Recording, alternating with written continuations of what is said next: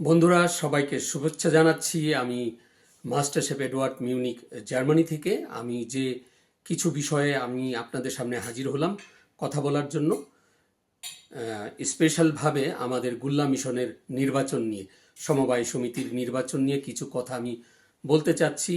মনে হয় আপনাদের ভালো লাগতে পারে। যদি ভালো লাগে লাইক ও শেয়ার করতে ভুলবেন না। সেই পর্যন্ত ধৈর্য ধরে আমার কথাগুলি আপনারা মনোযোগ সহকারে শুনবেন এবং কারো যদি অভিযোগ থাকে তাহলে আমাকে আমার ফেসবুক পেজে অথবা মেসেঞ্জারে জানিয়ে দিবেন। আমি যে কথাগুলি বলছি, আমাদের এই আগামী 27-28 আগস্ট মাসে, অর্থাৎ এই মাসেই নির্বাচন হতে যাচ্ছে এবং সেই নির্বাচনের প্রার্থী যারা দাঁড়িয়েছে, যারা বর্তমানে ক্ষমতায় রয়েছে তারা, এবং নতুনভাবে যারা যোগদান করছে, তো তাদের এবং দুই পক্ষের জন্য আমি বলছি।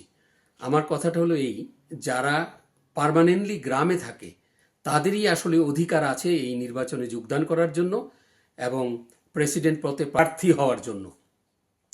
তো যারা প্রেসিডেন্ট পদে দাঁড়িয়েছে এবং দাঁড়াচ্ছে, যারা পুরাতন এবং যারা নতুন রয়েছে, তো যারা সবসময় দেশে আছে, দেশের জন্য কাজকর্ম করছে, আমি আশা করি আমাদের গুল্লা মিশনবাসী এটা বিবেচনা করে, যারা সবসময় গ্রামে থাকে, গ্রামবাসীর জন্য কে কী করেছে সেটা আপনাদের দেখতে হবে এবং সেই হিসাবে আপনারা সঠিক একটা মানুষকে নির্বাচিত করে বর্তমান প্যানেলে নিয়ে আসবেন। আর দেখতে হবে দীর্ঘ 15 বছর যাবৎ বর্তমান প্যানেল কি করেছে, এরা উন্নয়নমূলক কাজ কতটুকু করতে পেরেছে এবং সেই সাথে যারা ডিফল্টার আছে, যারা এই সমিতি থেকে আত্মসাৎ করেছে, তাদের বিরুদ্ধে কিছু করেছে কিনা।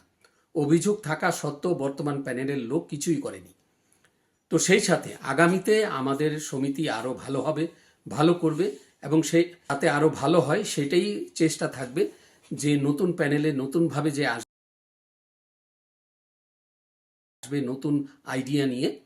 তো আমাদের এলাকার জন্য, অর্থাৎ আমাদের গুল্লা মিশনের জন্য কতটুকু কি করতে পেরেছে সেটাই সবচেয়ে ভাবার বিষয়।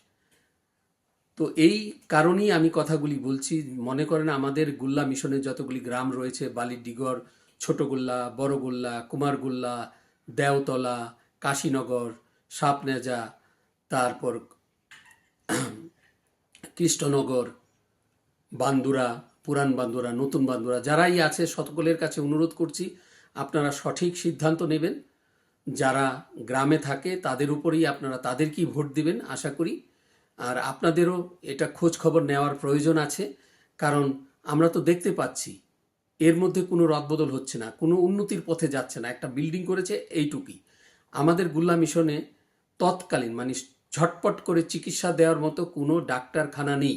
এটা আমাদের খুবই প্রয়োজন আছে এবং মানে ঝটাফট চিকিৎসা দেওয়ার মতো কোনো ডাক্তারখানা নেই, কোনো ডাক্তারের ব্যবস্থা নেই। তো এটা আমাদের করা উচিত, যে নতুন প্যানেল আসবে তাদের কাছে অনুরোধ রইল তারা যেন এই ব্যবস্থাটা নেয়।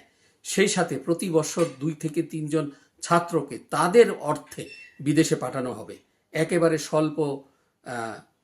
স্বল্প সুদে ঋণ দেওয়া। আর তাছাড়া আমাদের গ্রাম অঞ্চলে বর্তমানে অনেক লোকই গ্রাম অঞ্চলে বসবাস করে, তারা যাতে ছোটোখাটো ব্যবসা করে তাদের জীবিকা আয় করতে পারে সেইটার উপরে গড় দিতে হবে, অর্থাৎ ক্ষুদ্র ঋণ দিতে হবে।